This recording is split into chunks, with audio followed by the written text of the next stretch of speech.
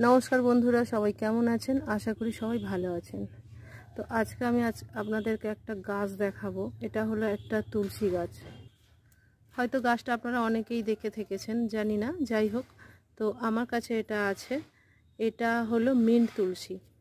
যেমন মিন্ট, এই তুলসী পাতাটা একবার যদি এইভাবে ঘষা হয় তো এটা দিয়ে খুব সুন্দর একটা সেন্ট বেরোবে। ঠিক মিন্ট খেলে যেমন সেন্ট পাই আমরা, সেরকম। এবং এটার টেস্টও ঠিক মিন্ট। আপনার সর্দি কাশি হলে বা অনেক কাশি হচ্ছে, এটা যদি আপনি একটুখানি চিবিয়ে রসটা খান, তাহলে কিন্তু আপনার কাশিটা ভালো হয়ে যাবে। ধন্যবাদ।